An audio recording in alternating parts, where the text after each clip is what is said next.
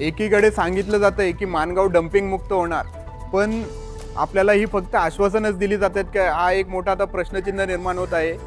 कचरा प्रकल्प जो आता इथे उभारलेला आहे, या कचरा प्रकल्प आपण पाहत आहे की याचा बोजवारा वाजलेला आहे। कुठल्याही प्रकारे इथे कोणतीही प्रोसेसिंग प्रक्रिया चालू नाही आहे। हे आहे माणगावचं कचरा संकलन केंद्र।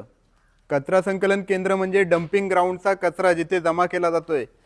जे आपल्या इथे डम्पिंगचे मोठे मोठे डोंगर झालेले होते ते काढून आता कचरा संकलन केंद्राच्या इथे आणले जातील आणि तिथे घनकचऱ्याचा जो प्रोजेक्ट आहे तो केला जाईल, अशा पद्धतीचं वक्तव्य किंवा अशा पद्धतीची माहिती आपल्याला नगरपंचायतीचे मुख्याधिकारी जे आहेत ते वारंवार देत होते। पण आपण ज्या वेळेला आता कचरा संकलन केंद्राच्या इथे आलो, डम्पिंगची परिस्थिती कामाची पाहण्यासाठी आलो, तेव्हा एक गोष्ट आपल्या निदर्शनास आली की डम्पिंगचे जे मोठे मोठे डोंगर आपण डम्पिंग ग्राउंडच्या इथे येतानाच दिसत होते ते फक्त जे आपलं कचरा संकलन केंद्र आहे तिथे आलेले आहेत आणि तिथे त्या डोंगरांना कचऱ्याच्या आग लावली जात आहे। म्हणजे जो धुराचा प्रश्न माणगावकर नागरिकांसाठी होता तो अद्यापही तसाच आहे। आणि आपण पाहू शकता या साईडला की या कचरा संकलन केंद्राचं हे कचरा संकलन केंद्र नसून हा एक प्रकारचं ही निवारा शेड या भटक्या जनावरांसाठी झालेली आहे।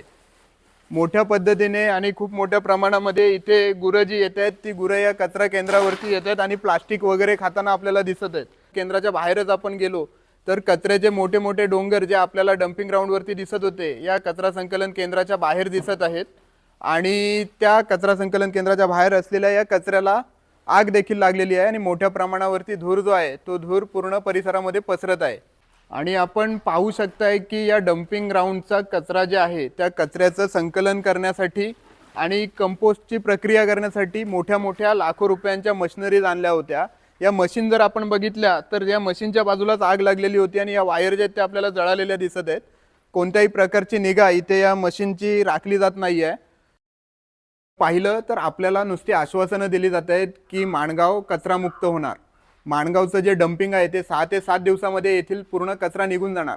पण खरं सत्य जर आपण पाहिलं तर कचरा संकलन केंद्राच्या इथे पुन्हा कचऱ्याचे मोठे मोठे डोंगर उभारत आहोत आणि जो धुराचा आधीपासूनचा जो आपल्याला त्रास होता तो धुराचा त्रास जो आहे तो कायम राहणार आहे। कारण का आत्ताची परिस्थिती बघितल्यावरती त्या कचऱ्याला पुन्हा आग लावली जात आहे आणि तो धूर परिसरामध्ये पसरत आहे। तर ही आपल्याला दिली जाणारी बायो मायनिंगची आणि कचरा जो आहे माणगाव डम्पिंग मुक्त होणार ही फक्त आश्वासनच आहेत का, अशा प्रकारचा आता प्रश्नचिन्ह निर्माण झालेला आहे।